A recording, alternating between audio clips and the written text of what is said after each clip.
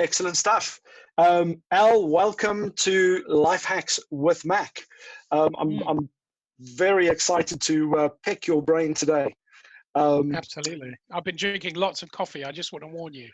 So you might need more than one pen and one piece of paper. This could get intense. I'm just letting everybody know. Fantastic. So people better be getting their pen and paper ready for all the mounds of knowledge that you're going to impart on us today. So I'm very excited. So firstly, I just wanted to say thank you very much for everybody that sent me loads of messages, sent me some questions, and I wanted to welcome everybody to Life Hacks with Mac. The YouTube channel is now live, so you can go and subscribe. The link will be in this afterwards, so please go on there. It's a brand new channel. It's only had one video, but it's already had lots of activity from all over the world, which is really exciting. The people that have sent me messages and said that they are going to be going live and following on the stream today have also been very interesting. I was just telling Al before this call, we've got people observing from all over the world. So we've got Bali, so everybody in Bali, hello. We have got Sydney, Australia. We have New York. We have California, Texas, New York, I think I mentioned already, Cape Town, Johannesburg, London, to name but a few. So a proper global audience, which is quite exciting. So Al, I just wanted to say a massive thank you for taking the time out. I know you've been back-to-back and extremely busy at the current time because everybody's trying to figure out what's going on. And for somebody who I've seen speak in the past, I know you've got a wealth of knowledge. I know some of the clients that you've worked with, like IBM and KPMG, and a lot of the very big companies, and The Guardian and various others, and a lot of the other exciting things that you're working. But you've been doing this for over 20 years. So if you wouldn't mind, give us a bit of an intro and give people a bit of a flavor of who's Al Tepper. That would be my pleasure, Matt. First of all, thank you very much for inviting me and for welcoming me onto your channel. It is pretty back-to-back at the moment. This is the third webinar I've been on today, and I'm just loving the ability to serve lots of people. A little bit about me. My name is Al Tepper. My company is Tepper, as you can see in the virtual background behind me. Tepper because I believe marketing is a martial art. It's a lost martial art. It's a martial art of the heart, because ultimately marketing has been dominated by science. It's not a bad thing, but we need a bit of yin and yang rebalancing. Science without art is no fun. Art without science is no fun. But the art of heart is something we've really lost from marketing, and it's my mission to bring it back. Because people don't buy from brands. People buy from people. And more than ever, everything is humanizing around us. It's all about relationships. And boy, look at where we are right now. We live in a world where the physical world is basically non-existent right now today, and 99% of our interaction is over this. So everything's got to be based on relationships even more. I've been in marketing for over 20 years, most of it in leadership roles. The first few years obviously as a minion, doing the bidding of others, and then getting the opportunity to add value, turn costs into revenue, and try and help organizations move forward. I've been blessed to work for and with some of the most demanding brands on the planet, incredible brands making amazing things. In the business services period of my life, I had the pleasure of working with some great names like Accenture and IBM. They're amazing people. The things they do, even though they may have been on small projects, so a small project for someone like IBM is still a big project. And thousands of other companies at this stage. And what I'm really focused on is helping businesses rehumanize and closing the knowledge gap that business leaders, especially small business leaders, have when it comes to marketing. Because cash flow is everything, but without sales, you've got no cash flow. And without marketing, you've got no sales. I think you've hit a nerve there, because I think that's one of the biggest things that just listening to the tone, everybody is trying to be positive. A lot of the messages out there, everybody's trying to see the silver lining, but the reality is a lot of people are actually feeling the squeeze, and they are, I guess, like a swan right now. Very gracious above the water on social media, looking like they know exactly what's going on. But below the water, they're pedaling like hell, trying to figure out what's going on.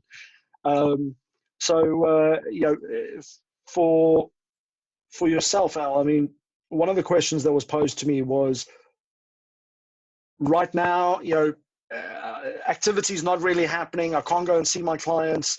Yes, I'm looking at now trying to, learn some stuff and get online and get in front of my customers and engage. But should I be marketing? Should I be spending money on marketing, or should I use clever marketing ideas? What should I be doing, or shouldn't I be doing anything until this is over? It's a great question. I'm probably asked it about 10 times a day at the moment. The bottom line is you can only worry about that which you can control. And one of the biggest things we're seeing at the moment is a sense of fear and panic. And the reality is fear and panic never built anything. Fear and panic builds exits. It doesn't build structures. It doesn't build opportunities. It doesn't build relationships. Fear and panic is a race to a door. And at the moment, there is no door, because we're all in this together. There isn't a country you can go to. There isn't a market you can be in that isn't affected. It's a very unique moment in time. Should you be marketing? Well, I define marketing as any contact with any potential or existing prospect or customer.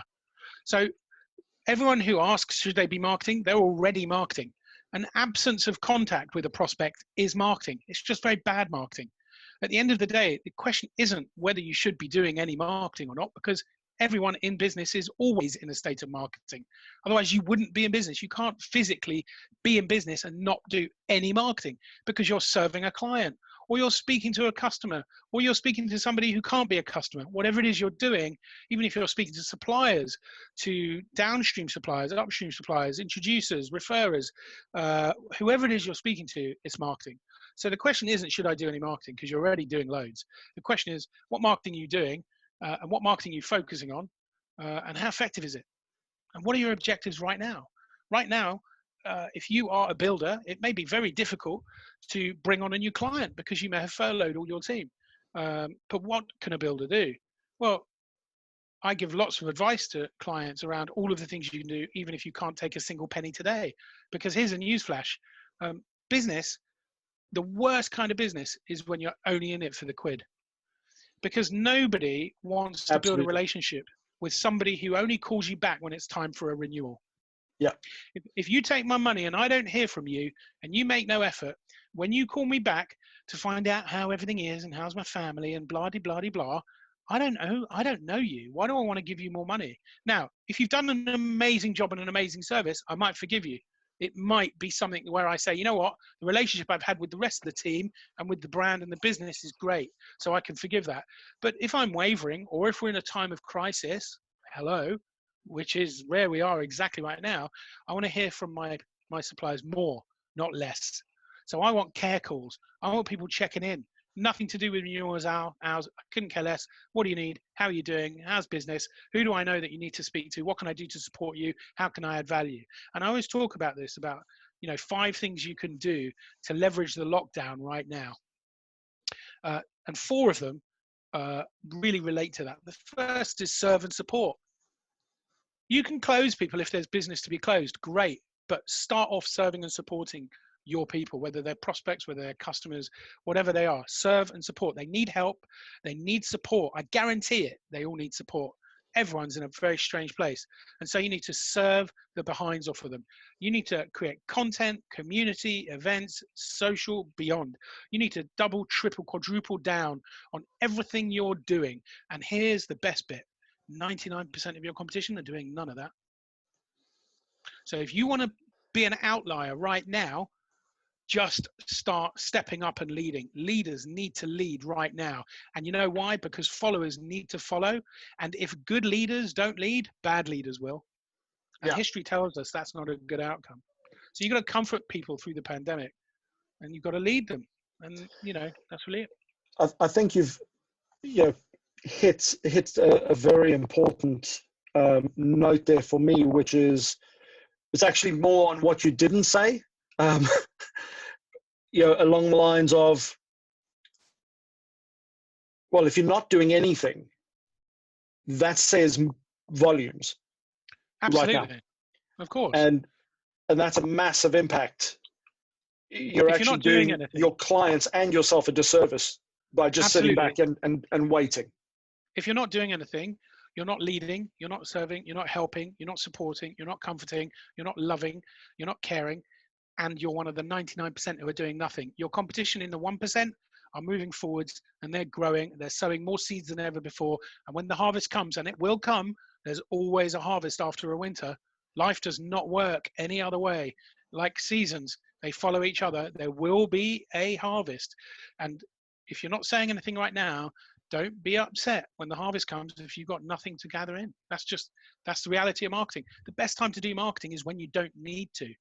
Now, we all don't need to, because we can't actually, most people can't bring on a new customer right now. So you don't need to do marketing, right? But you're not doing marketing for today. You're doing it for tomorrow. So now that's where planting the seed comes in. Absolutely.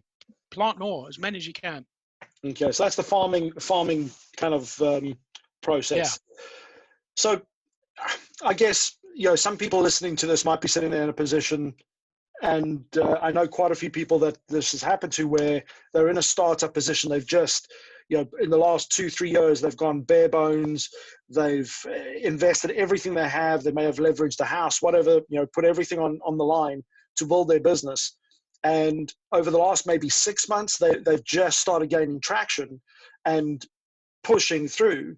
And right now, there's no real, government support or anything else for them. And they're sitting there going, okay, I've got, I believe in this product. I believe in the service. But from a marketing perspective, I'm looking at budget, and it comes, money at the end of the day is, sometimes people will just stop all forms of marketing, thinking that it has to always cost a lot of money. What are your thoughts on that? Well, I'm not the first person to say it, but just to reiterate what Gary Vaynerchuk says, and I agree with this entirely. The best marketing strategy in the world is free, and it's 4 letters: CARE. All you have to do is care more about your customers and your community than your competitors, and you win. Because if your customers think you care about them, sales don't even come into it. Everyone wants to be around people that are loving and caring and serving and giving. So all you've got to do right now is care. What's the cost of a phone call? If you've got 100 customers, what's the cost of 100 phone calls? If you're furloughed, if you're furloughed, you can't do anything. If you're sat at home because you can't trade, why aren't you speaking to your customers all day? For me, that's the best free marketing, because you get conversations. How are you? What are you doing? Is your family well? What do you need? How can I help? Where's the business at? What are you worried about? All free, every single one of those. So from a marketing perspective, absolutely, because people buy from people. It's all about heart, right? But we've got into this over the last 20 years, thanks to and because of digital, for better and for worse. We've got into this mindset where if we're not crushing people with calls to action, it's not marketing. That's the biggest BS in the world. Marketing, remember how I defined it at the start, is any connection between me and my market. In 1999, there's a fantastic book, and I talk about it all the time because it's just so massive, called The Clue Train Manifesto. The Clue Train Manifesto was written by 3 luminaries of the internet. They built the web. They built pieces of the web. Not Tim Berners-Lee, there's other people. Dave Weiner, he built RSS. There's lots of other people. Anyway, this book is a collection of theses of how the internet was going to change business. This was written in 1999. I mean, that's like caveman times compared to where we are today, right? I had hair then. Yeah, I had hair then. Absolutely. It was that long ago, And the first thesis of those 95 was 3 words. Those 3 words stopped me dead. I didn't even get to thesis number 2 for 6 months. It was so massive. Are you ready, Mac? You want to hear these 3 words? Hey, I've got pen and paper. I'm born ready. All right, here we go. Markets are conversations. That's it. That's all you need to know about marketing right there. Markets are conversations. Go and have conversations. Don't worry about open rates. Don't worry about click-through rates. Don't worry about amazing calls to action. Go and have conversations. Whoever told us marketing was a banner ad? Was it the people selling the space? Whoever told us that marketing was a pay-per-click position? Was it Google? Come on. It's the oldest trick in the book, right? It's all good stuff. Don't get me wrong. Those channels are vital. But the most vital of all is connecting from here to there, having a conversation with a customer, a prospect, showing them you care. That's why Gary Vee says it's the most important marketing strategy in the world. 4 biggest letters. So I'm just going to reflect what I'm thinking, or kind of throw it back at you. So I'm sitting here thinking, okay, so marketing as a whole, the message I'm getting from Al Tepper today is care, communicate, have conversations. Yep. But what I'm observing and thinking, and tell me if I'm wrong, is that all the other things that you've referenced, like Google and Facebook ads and all the rest of those things, those are purely tools in your strategy. Correct. As opposed to marketing. They're channels. They're just channels. That's like restaurants and Italian restaurants. One is a subset of the other. And by the way, they are all completely, all of those channels that I mentioned, they're all concerned with generating conversations too. Yeah. Marketing is not about sales. Engagement. Yeah. Marketing is about conversations. Yeah. When did it just become about the sale? When did it become just a transaction? When did people stop buying from people? Never. It became a transaction when people made money out of the transaction. It's in Google's interest to sell the transaction. It's in Facebook's interest to sell the transaction. The art of heart has been lost. We need to get the art of heart back. So, again, you've got my mind, the juices are flowing. My mind's working overtime. I've found a lot of business, especially small businesses, for the fear of not being on, whether it be Facebook or Instagram or Twitter or whatever the platform is, will be out there very heavily on these social media platforms, spending time trying to be creative, creating ads, creating content, and putting stuff out there. But a lot of the time they've missed exactly what you just said now, which I feel, I don't know what your thoughts are, that you need to take a step back before you do any of that. You need to understand that conversation piece. What is the message? What are you trying? The why as such. Okay. Do you see where I'm going? Yeah, messaging has definitely changed. Messaging is definitely different right now, because we don't live in a normal things. It is not business as usual. Where we are today is not where we were 3 months ago. Yeah. Where we were 3 months ago, pardon me, it's not a COVID cough. It's just a regular cough. I'll have a sip of water on that. Yeah, indeed. I might do that too. Marketing has changed from a messaging perspective, because now care is coming at the core of everything. So even in the marketing messages I'm putting out, I'm trying to give value to people, because I don't need to sell. Because what I want my marketing to do, and this has always been the purpose of marketing, and again, we've been lost because it's become transactional. So the frequency of marketing, the frequency from a messaging perspective, has become much more truncated towards the transaction. But actually, forget the transaction. What you want to do is use marketing to get people who are likely to be customers to opt in, and people who are not likely to be customers to opt out. Because I don't want to waste my time putting proposals together for people who are never going to buy. I don't want people filling my baskets if they're never going to buy. I don't want people price comparison shopping. I don't want people wasting my time on calls if they're not ever going to buy. If, however, they actually are likely, and I'm in with a real shot of them being a customer, of course I want to talk to them. Now they have to make that decision. So it's my job in marketing to give them enough information to make that decision. Which side of the funnel are they going to go, into the funnel or out of the funnel? And I'm cool either way. If you don't want to buy the car I'm selling, that's totally fine. Go buy the car you want to buy, because that's how it's going to work. But I'm going to make it my mission to understand your objectives, to get inside your head and position what I have as the most valuable solution to you. But I'm not going to win everyone. No car manufacturer expects to sell cars to 100% of people who buys cars. We start from the premise of market share. So the most optimal use of all of our time right now is to build our messaging around helping people make decisions or get ready to make decisions when they're able to make them, because people don't want to. You can't price pressure people right now. I don't care what anybody says. If you price pressure, you look like an even more slicker snake oil salesman than ever before. Right now, you start price pressuring people, your brand is dying by the minute.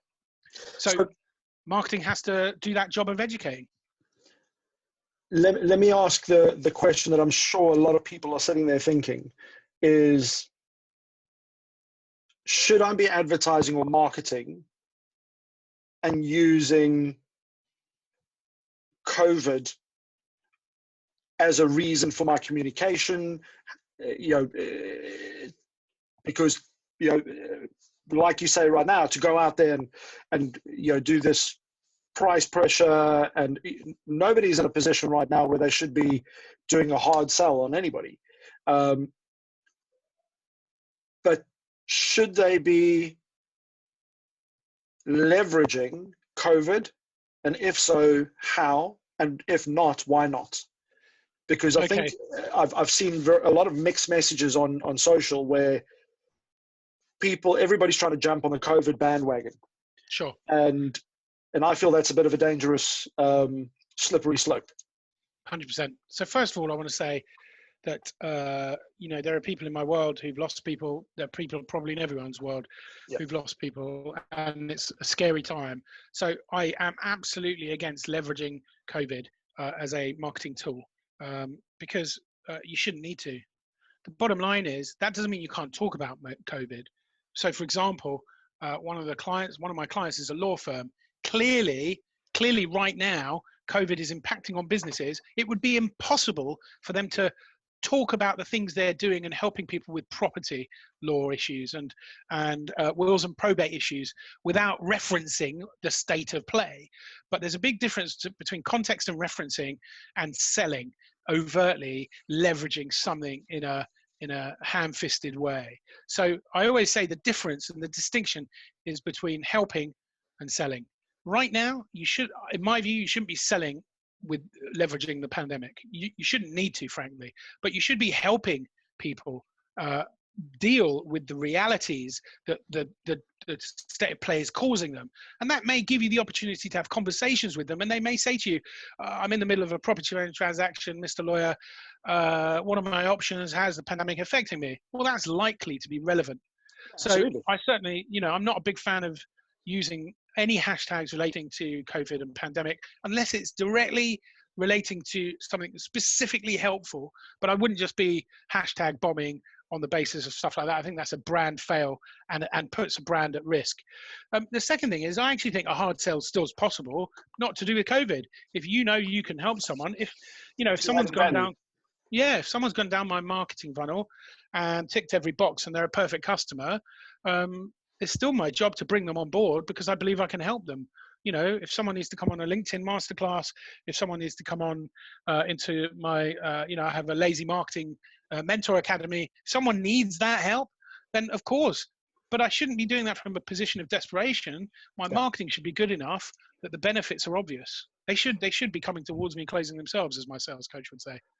So you've just made an interesting statement, and it's something that I've seen destroy individuals that are extremely talented when they're going through a bit of a tough time, and everybody goes through that the ups and the downs.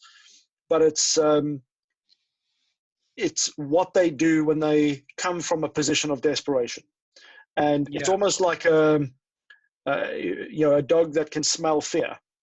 And what is your advice for somebody who might be in a bit of a they're in a pinch at the moment because they're trying to figure things out, but they still want to stay in contact. They still want to show their customers they care, but they don't want to come across as kind of begging for business. Because you understand the implications of that. Yeah, absolutely. Look, there isn't a business I know that isn't affected right now. There isn't. Most people in business are in a state of desperation one way or another. But I'll tell you something. I'm no sales genius. I'm a marketing guy. And whilst I believe sales is a subset of marketing, and lots of people might agree with me, I'm no sales guy. I have a sales coach, and he would say you've got to get your values right, because otherwise, I know from a marketing perspective, in my life I have been desperate. I have sold through desperation. Because I think it's a curve we've all gone through.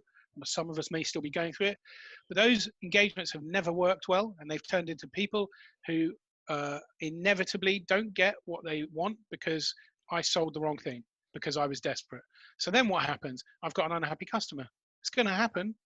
It's even Mother Teresa had enemies. So, everyone in business is going to have a customer who's irritated by them. And then that customer will talk ill of me, and my reputation is at risk. If you do it too much, two things happen. Your reputation is at risk, and plus, if a genuine targeted prospect that's right for you sees you being effectively too tarty, too unspecific, too broad, then they think you're wrong for them as well. So now you're losing out. You're getting the wrong customer, and you're letting the good customer go away. You have to manage your emotions. You have to take the desperation out of it. And I go there. I'm a human being. We're all the same, but it's a muscle you've got to work. Slow down. Remember what you're doing is meant to be of benefit to them. There's no short-term or long-term benefit apart from a bit of money in your bank account, but it's dirty money and you're going to hate it and it's not going to feel great. So you've got to slow down. You've got to remind yourself, people don't buy from desperate people. Absolutely. The last thing someone wants to hear on the phone is you saying, I know we're not right for you, but can you give us the deal anyway? Yeah. And there's nothing like buyer's remorse. Yeah. And, forcing somebody across the line for a product or service they don't need. I've learned to walk away from some of the most appealing deals in my life where I've just looked at it and gone, yeah, this will do me well, but it's not going to serve their customer. And how it comes back to serve you later is tenfold. Oh, absolutely. Absolutely. When I push people onto someone else that I think is a better fit for them, they still love me, and they'll talk to me about other stuff, and they'll refer other people to me because now they know what I'm looking for, right? So I turn people who could have been customers into non-customers and referral partners. No brainer. So I wanted to go on to something that I know, and I've heard you speak about before, and it's something that I believe you've got a bit of a passion for. But correct me if I'm wrong. Don't know what it is yet. The story, the whole storytelling element of marketing, because I believe that there is a massive link between why somebody goes into business, what their vision is, what the mission of the business is. One of my previous interviews, Carl Pearsall from the Yes Group referred to it so nicely about having a clear mission, or being in pursuit of your mission.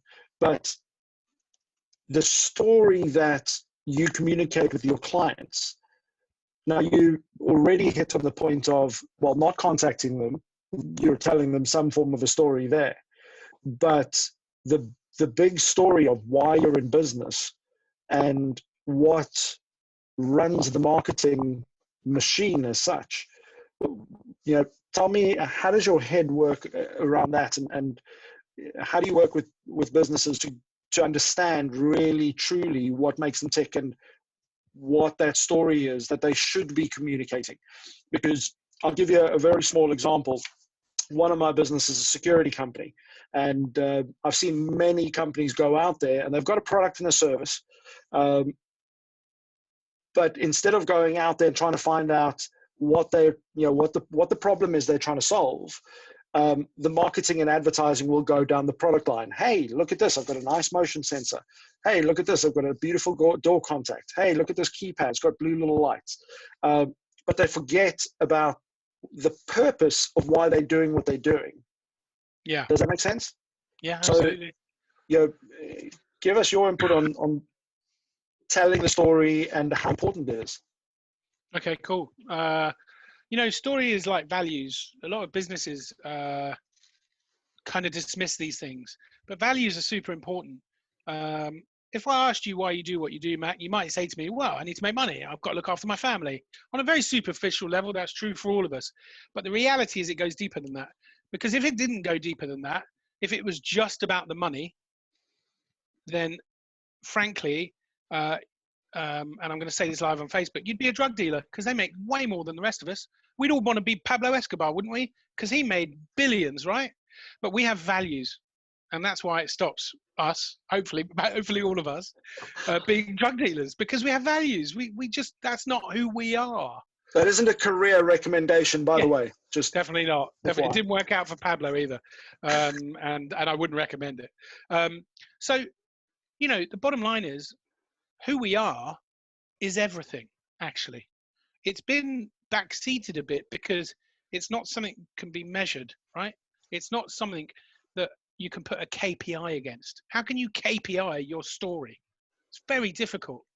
How can you measure the impact? Well, you can actually, because the better your story, the less marketing spend you need. Now, Apple spend lots of money in marketing, right? But most of their marketing spend, if you think about it, is in product development, beautiful design, just classy this, that, and the other. Now, their phones aren't necessarily, depending on who you speak to, better than Samsung phones. Some people will say Samsung phones are better. They've got better tech, you know, architectures. They do more. Everything that comes out on an iPhone was out on a Samsung 2 years ago. You know, no brainer. And yet, without having to spend a single penny, if Apple announced on their website 4 words, iPhone 12 coming soon, how long would it take before 2 billion people knew that? An hour? If couple that. of hours? Yeah, exactly. So story, the best way to measure story is the impact of, and I was talking about this to people this morning, in agency land, they talk about paid, owned, and earned media, POE, paid, owned, earned. If your story is really strong, your earned media is off the chart. If your story is really crap, you have to pay people to pay attention to you. That's what it comes down to. And how do we develop story?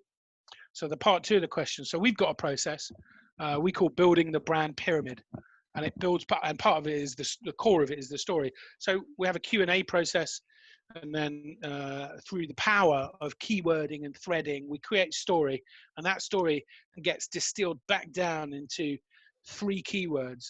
Those 3 keywords then get exploded back out into hundreds, if not thousands, of content topics and possibilities.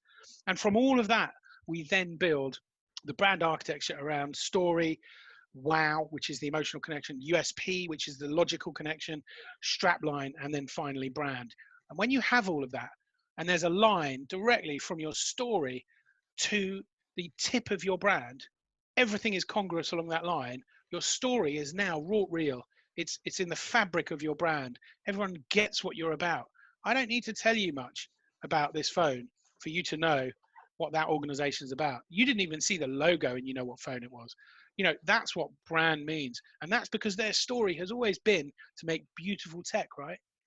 So when you see it looking that beautiful, you know, and the proof of that is, look at all the other phones. Apple never copied a Samsung.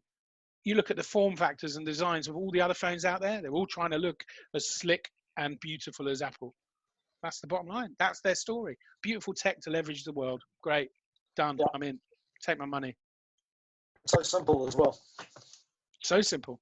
So, marketing doesn't have to be complicated, that's for sure. Yeah, absolutely. And that, I mean, there's a, you know, the Apple story. There's a whole, I guess, session we could just do on their strategies.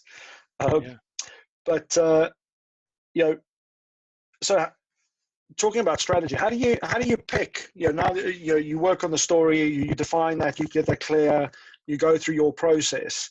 You know, understanding your why for me has always been important, because once you understand the purpose, why you get up in the morning, why is it that you're calling that customer, what is the service that you're trying to deliver, what is the difference you're trying to make, if that's clear in your head, then everything else is so much easier. Then everything else is just a process. But you know, choosing your strategy as a marketer, how do you know, where do you even start, especially today when the world's upside down? So you're either going to love or hate the answer, but you don't choose your strategy. The strategy chooses itself.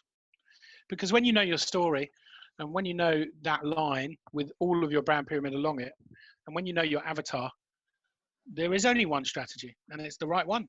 And if you find it, it's obvious. You know, when I punch a postcode into my sat nav, I don't have to choose a route, it recommends the best route. Now I could look at other possibilities that could get me to the destination, but I'm going to trade off time for speed or potential traffic risks, or, you know, I'm not going to drive down the side of a cliff. I'm not going to cross an ocean. There's variables in play. I could choose other options, but there's an optimal one. So for me, the strategy is the easiest bit. I know it sounds nuts, but once you've done the work at the beginning, and that's exactly what I mean by Apple spending tons of money on the beginning bit. You know, if you go back to 1984, the Olympics, America. Oh no, sorry, it wasn't the Olympics. It was the Super Bowl, 1984, January or February, I think it was. It must have been late January, I guess. And Apple bought an ad in the Super Bowl, and in that ad, they announced the launch of the new Apple computer, and that ad must have cost them a fortune in multiple ways. Developing the brand, developing the ad, buying the airtime, keeping it under wraps, and that ad still. You go and look at this ad and how many millions of views it gets today. It's still amazing. So they paid down in advance. And if you do that, the strategy becomes obvious. And by the way, Apple's strategy hasn't really changed that much. It's still about leveraging technology in a beautiful way to improve people's lives. Now, you can't say the same about other tech brands. Dell, different. Dell, you're buying cheaper machines. You're not worried about the quality necessarily, the form factor, the design, the sexiness, the wow. So it's a different offering. It's like different cars. You buy a Jaguar, you buy a, I don't know, cheaper car, Robin Reliant. They do different things. Okay. I think you've hit the nail on the head, and using that sat nav analogy was spot on. Because if you don't know what the destination is, nothing else really matters. Absolutely. And if you know the destination, the route is a no-brainer, isn't it? It's just, that's the route. There you go, A to B. Let's get there. Well, this is where if you get clarity on the destination, then building things like you refer to the avatar. For those people who are not marketing or not au fait with avatar, it's probably one of the most important things I think you need to understand. Could you explain to us what a typical avatar looks like, or what people should do to work out what their avatar is? Sure, I totally can. If you don't know who your customer is, how are they going to know you're right for them? That's the first thing you need to think about. If you don't know who your customer is, how are they going to know you're right for them? If you don't know who they are, how are they going to know they're your customer? If you do know who they are, you can market to them. You can send signals, and they go, oh yeah, that's me. Oh cool, yeah, hello. I'm in the same tribe as you. I like your stuff. Can I come and buy it? Yes, you can. Thank you very much. And if you don't know who your customer is, all they're seeing is this mixed messages, confusion. They don't really know. They can't identify with you. So the avatar builds up that picture. Literally an avatar. I mean, you can call it a persona. You can call it lots of other things. But fundamentally, you want to try and know demographically about the person, professionally about the person. Pick and create a single individual and give them a name and consult with them in your mind before you do anything to do with marketing. So if your avatar is named Mac, let's say my avatar is Mac, and he's a 40-year-old guy, Northwest London, has a family, he's entrepreneurial, he is coachable. That's my avatar. What am I going to sell him? My product and service offering is social media coaching, right? Let's say. Well, I know my avatar now. I know professionally. I know him personally. I know he's got family. He's likely to have a family. I know his age. I know his I'm picking a salary band. I'm building a persona up. When I know that, I give that avatar a name, and I'm going to call him Mac. And anytime I do anything to do with marketing, I consult with Mac. And I say, Mac, I get Mac's picture in my head. I'm going to send out this email. What would you say about it? So I talk to myself, literally. If I have a marketing meeting, I might put Mac at the table. And Mac, I want to give Mac a voice. I want Mac to say, "Ow, that email would not resonate with me because that email is to a 20-year-old female and I'm a 40-year-old male. I'm your avatar. So the language in there is really weird." Great. You're better off finding it out before you send the email than after. So the purpose of the avatar is to allow you to get inside the head of who you're trying to reach. Because otherwise, how can you create anything for them? If you can't empathize with them, you're just talking at them, not with them. That's not a conversation. That's broadcasting, and broadcasting's dead. Yeah. And Apart from this broadcast. Yeah, well, hey, this is very much alive. But this is a social broadcast. That's different. Broadcasting, sure. I mean, in the sense of one way. You know. Absolutely. And I just want to say to people out there that, you know, if you're having a few sound challenges every now and then, please bear with us, because the internet in the UK is an interesting challenge at the moment with some of the biggest suppliers. Everyone's on Netflix, challenges. Mac. Everyone's on Netflix. Everybody's on Netflix. They should be on our call, Al. They should be on our call. Anyway, so you know, you've perfectly led in there with the avatar. You know, referring back to strategy, because once you understand the avatar, am I correct in thinking then, well, I understand my avatar, therefore I understand, or I can very quickly work out by speaking to the right people which channels of social media are going to be the best fit for my avatar. So, you know, not necessarily if your average avatar client is, you know, say you have luxury cars and they are between 40 and 55 years old, TikTok may not be the best place for you to be advertising and marketing. So, you know, as an example. So, choosing very carefully where your audience is going to be based on that avatar. Is that right? Yeah. Yeah. And I think, again, like with strategy, it writes itself. You know, if your audience is 40-year-old men, it's going to be relatively obvious how you're going to reach them. And if it's consumer, it's going to be Facebook in digital. And if it's professional, it's going to be LinkedIn. But what else? I mean, you know, what else can you do? Well, we believe that we did a survey last year, and 80% of our Mac avatar people are rugby fans. Okay, cool. So what could we do? Now, depending on the size of our company, maybe we sponsor something to do with the RFU if we're massive. If we're really small, maybe we start locally. Maybe we build a partnership with a rugby club. I don't know. Maybe we sponsor a rugby youth club where lots of dads are stood on the sideline because they're 40-year-old Macs and we know they love rugby. And during the sideline, we're going to sponsor it by sponsoring a Costa Coffee cart to be there to serve the dads. And when the dads get their free coffee, we're going to give them a piece of collateral and say, just to let you know, this is from Al's Acme Co. And he wanted you to have free coffee because he's all about bringing the warmth on social media, and he's got a social media coaching product for you. And so he thought it'd be a really good idea to start conversations with you. And would you like to have a chat with Al? Because he's able to take your call. He's made himself available from 9 to 12 on Sunday mornings to have a conversation while you have your coffee. And you're bored on the sideline. Maybe your son isn't even, or daughter isn't even playing. Would you like a chat, or would you like a chat another time to talk about how to put the warmth into your social media? I'm making that up literally on the fly, but that's the point. You can see you've done this once or twice before. I feel like I know what I'm doing at this point in my life. Oh, maybe I don't. Maybe who knows? Who knows? I remain humble to the possibility. But yeah. So that's the point. You know, the avatar, and maybe I'm differently enabled from a neurological perspective to see it more easily. But for me, it generally feels quite obvious. Once you've got the base of your brand and you've got your avatar, working out where people are, what they care about, and how to get to them makes it an easy roadmap, really. So let me ask you, avatar, finding your avatar, defining your avatar. What's the best way to go about that? Is that coming to somebody like you? Is it about going interviewing lots of people out in the marketplace to find out if they're interested in your product or service? What's the best way to define that avatar so that it's as accurate as possible?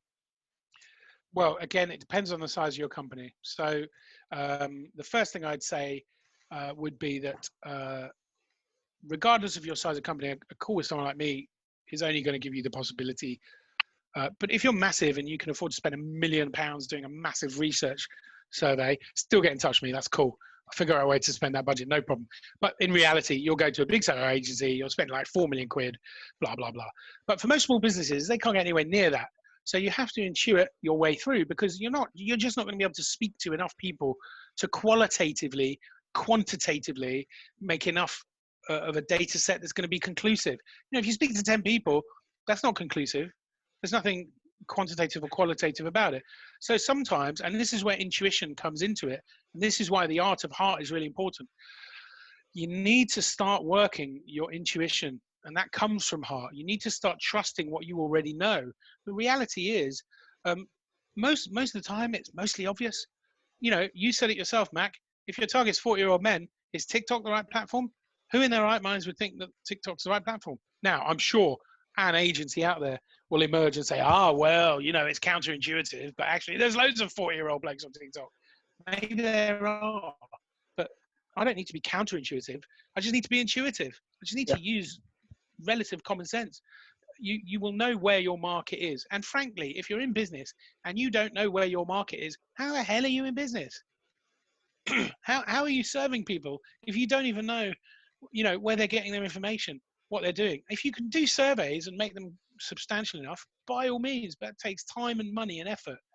If you don't know enough about your market, why are you in that industry? I mean, that's the first question I'd ask.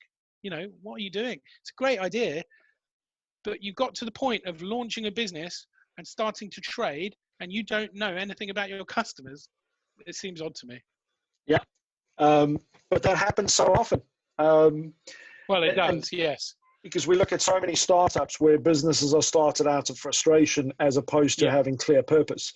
They go into work, have a bad day at work, boss tells them just do whatever. They're in a bad mood and they think, you know what, I've had enough of this. I'm going to go start my own business.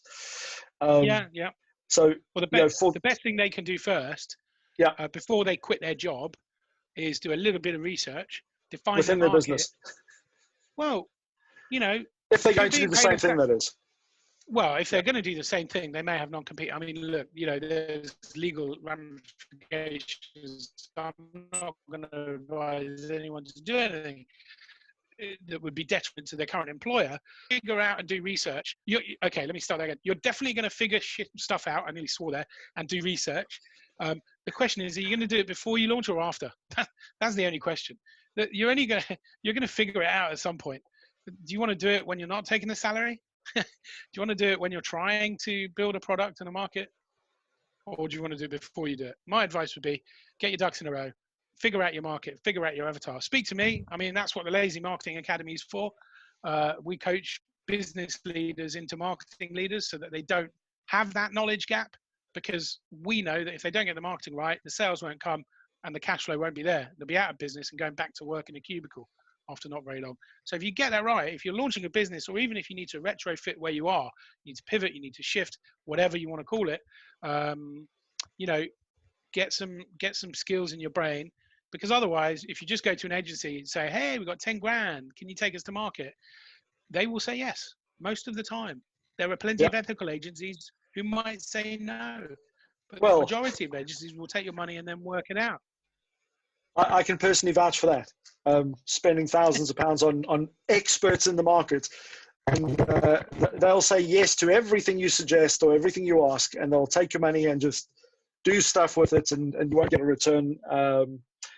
So you've got to be careful.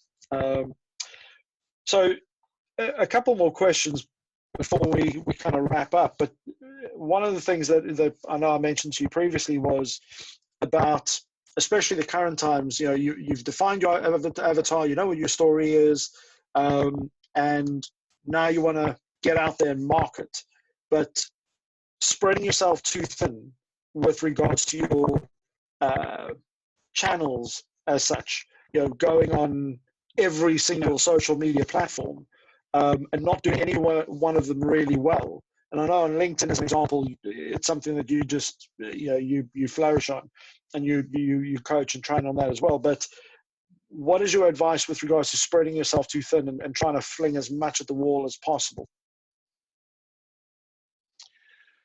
That's a fair question. You have to take it in steps and stages. You can't do everything overnight. So the first thing I'd say is learn some basic skills. If it's your business, before you outsource it, learn some basic skills, invest a little bit of time. In the same way you'd invest time in understanding your finances, same time you'd invest in getting a handle, not on the operational detail of your IT, but in the tactical and in the strategic level of your IT. So where are the fail points? What do we need? What are we paying for that we don't need? What are we not paying for that we do need? You know, you're going to still have to be a bit of an IT leader.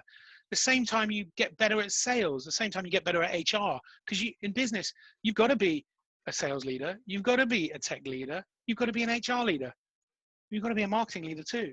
So you've got to be a social media leader. You have to understand enough basics. I'm not saying become an expert, but you have to get enough of the basics, an hour a week maybe, that get you over the line so that you know, because it's your business. No one's going to care about it like you do. No one. I don't care what you pay them. If it's your business, you're the one that's going to make all the money when you sell it. No one else is going to care as much. Doesn't matter what anybody says. No one's going to work as hard on your business as you. So with regard to social, the first thing you should do, if it's your first step, is pick the most relevant channel. 80-20 principle. Where are you going to make the most impact in the shortest amount of time? And then do some training courses, read some stuff, start going and start playing and experimenting sensibly, maturely, professionally. Don't be an idiot, you know, because your business brand is at risk. But the bottom line is, you know, you need to kind of push your skills there a bit. Once you've got that and you are starting to feel comfortable on one platform, and by the way, that could be email marketing, it could be blogging, it could be networking, whatever it is, right? Once you're comfortable, then you can move to level 2. So when I'm building strategy and campaigns for clients, I always give them 3 campaigns and then I take 2 away. And I say to them, you can't have the other 2 till you've nailed number 1. Because there's no point in trying to do 3 things when you can't do 1 right yet. Slowly, right? Be excellent at that one thing. Crush it. Be known for that. Be amazing at that. Be that guy. And then you can broaden out and do campaign 2, campaign 3, campaign 4. And by the way, at a certain point, when you're really that good at campaign 1, you can outsource it. You can turn it into a process because now you know it. And by the way, remember I said an hour a week? I mean it. The whole point of the Lazy Marketing Academy is you're only doing an hour or 2 a week. Your marketing should be lazy. But if it's effective, it should still work and you should get opt-ins from a small amount of effort. And most people, when you speak to business owners and you say, how much time are you spending on marketing every week? It's way more than an hour or 2. It's just suboptimal. So if you're using that, they spend more time just scrolling. Absolutely. So if you're spending an effective hour building a campaign that's going to attract people towards you that you want to possibly have conversations with that could turn into pipeline, no brainer, easy peasy. Where do we start? Awesome stuff. Okay, I think you've nailed that one. Pitfalls to finally finish off with. What are the biggest pitfalls that you know, mistakes that you are conscious of that people make, that you know, if people are actually listening, they've got this far into our interview, and they're sitting here going, you know what, I've taken a lot of value away. What is the one shortcut or the big fails that you can give advice on that people can avoid and don't have to go through the pain that either you or your clients have previously done? So you've seen the film Glengarry, I can never say it, Glenn Ross. I'm sure. What a terrible name. Who named that? My God. Anyway, what does ABC stand for? What does ABC stand for? Always be closing. It's totally wrong. Sorry, I've set it up on purpose. There's something much more important than always be closing. Afraid so. There's something way more important, and it is the biggest pitfall. And I wrote about it. I put a video out about it yesterday. ABC does not stand for always be closing, because whilst that will make you some money, it's not the long-term success of your business. For me, ABC is always be coachable. Because if you're not coachable, you're dead in the water. Quick, go and get a job. You're wasting your time. It's an ego exercise. Oh, look at me, I'm a business person. Look at my car. Oh, I've got a corporate credit card. I'm so important. Absolute BS, total BS. If you're not coachable, you're driven by ego. If you're driven by ego, it's not a matter of if your business is done. It's a matter of when your business is done. Because if you're making decisions from a point of ego, how can you possibly be growing and learning? And if you're not growing and learning in business, you're out. Because who knows everything in business? No one. There isn't a single billionaire in the world that doesn't read books, that doesn't learn, that doesn't take advice, that doesn't have a mentor. I bet you Warren Buffett even has a mentor. You know, everyone in the world. So you've got to be coachable. The second thing is you've got to be abundant.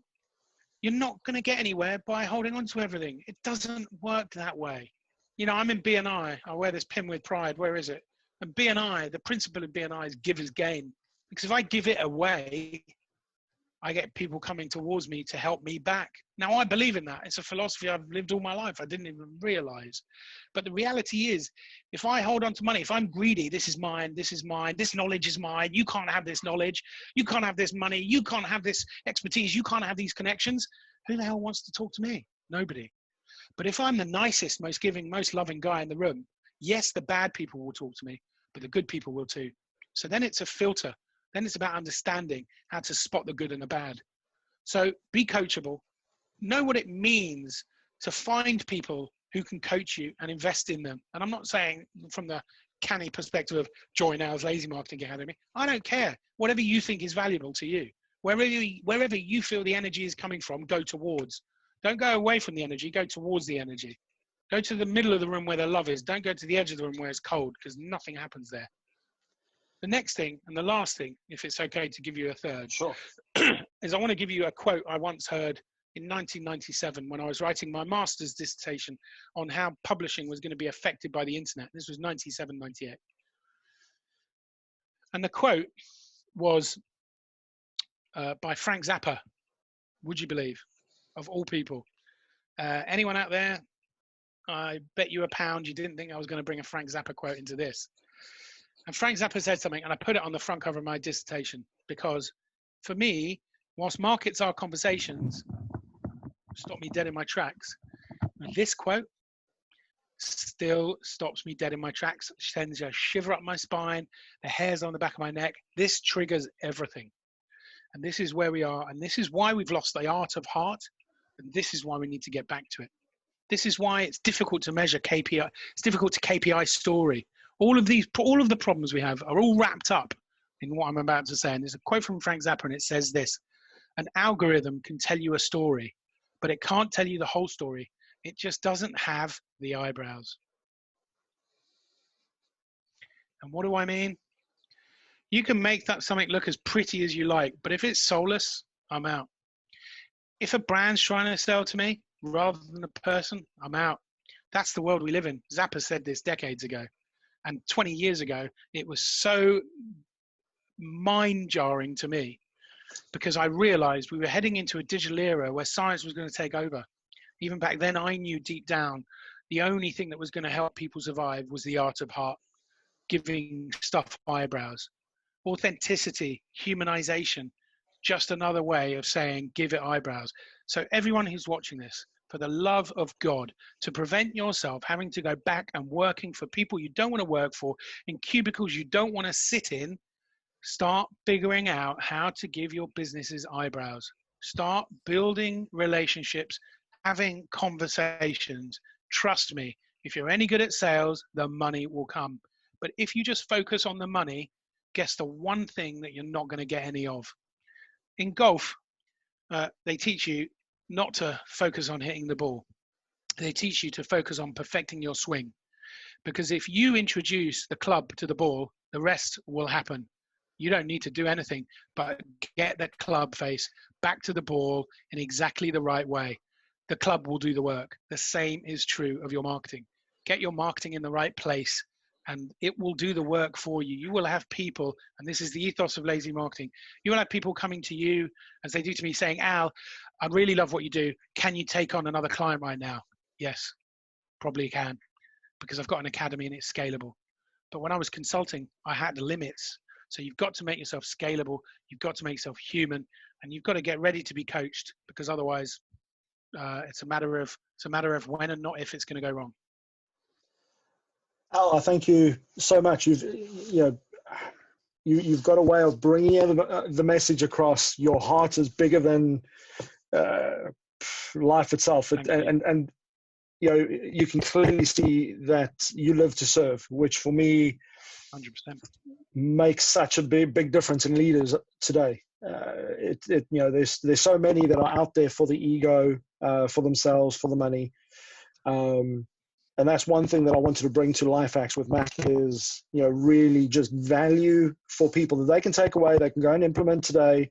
I mean, you've given not one, not two, you've given just loads of little nuggets. I mean, I've been sitting here making notes and scribbling away. And I'll be putting some of those, those bullet points into the description of the YouTube video so that people can, find them easily. Just to make it easy to navigate through an hour's call. But I want to thank you very much. And how can people reach out to you? How do people get hold of you, post today? The best way, there's two things people can do. The first thing they can do, I have a fantastic daily email marketing nugget. It's really short. It's really sweet. There's no images. There's no BS. It's just black and white text. It's black and white text, but it's red all over. See what I did there? So they can sign up for that email, tepfer.com/email daily. Email daily. Doesn't get any easier than that. tepfer.com/email daily. I think that link I put into the description of this event as well. You did. And if anybody wants to know more about the Lazy Marketing Academy, they can take down my phone number, WhatsApp me, get in touch. It's not automated. I'm not palming you off to a team. It's me. And my number is 07939 085849. I sound like a 118 ad. I'm going to put that into the comments, but I'm going to ask you to do that again, because remember, when I opened up, I mentioned we have an international audience here. So by dialing that number, they're not going to get hold of you. There you go. Correct. So +44 7939 085849 +44 7939 085849. Just get in touch. Forget everything else. I just want to hear what you thought. Give me some questions. Ask me more questions. I don't care. Take whatever you can take, man. Have it all. Because I'm sure the closer you get to me, you'll feel great energy. We'll stay in touch. We'll do stuff, I'm sure. Absolutely. And I was just thinking, I wrote a little thing down here, and I just thought, what, I'm going to throw Al on the spot here, because clearly there's tons of content, and I'm 100% going to do another interview with you in the future at some point, because I think there's lots that we haven't even opened up yet. But I don't know if you saw a post I did earlier today, but you started a little inspiration, because somebody referred an app called the Couch to 5K. Yeah. And because of you, that thing's been itching away at me. And I can go out hiking for 1, 2 hours, 3 hours, no problem. But run is like an evil word for me. And I've been desperate to try and get myself even close to those 3 letters. So today, I took up the challenge and I decided, you know what? Before I'm talking to Al, I'm going to go and do this Couch to 5K thing, and I hated you through every minute of it. But I'm grateful for that hate. But here's the challenge. What I'd like to do is I'd like to schedule, please God, we're both still around and we're both fit and healthy. And of course we will be. Of course we will but be. A year from now, I'm doing a challenge where I'm climbing up Kilimanjaro for a fantastic charity. But what I'd like to do is before that, so about a year from now, is post our Couch to 5K, see how things evolved, and come back and revisit some of these points we've made and see how that has impacted the world and those people beyond COVID-19. Yeah, for sure. Sounds great. You up for that? No, 100%. Absolutely. Good. So I'll be sending you an invite after this so that I get it in the diary and it's done. I'm in it for the journey. Excellent stuff. Good. I even bought new shoes. Look at my brand new. They just arrived today. I'm going out for a run after this. These are my really cool trail Very nights. I'm nice. very excited. Sorry to show off. I'm so Hey. excited like a child. Awesome stuff. Excellent. Well, listen, Al, again, thank you so much. Everybody that's been watching, if you've Thanks, got this Mac. far, thank you for watching. Sending big love to everybody out there, and go and implement, even if it's one or two things that Al has mentioned today. I can guarantee you it'll make the world of difference. So go out there, make sure that you are working on those relationships, that you show your customers you care, serve and support, and give a big heart. I can't say any more than that. Al, thank you very much, and have a fantastic day. Thank you again.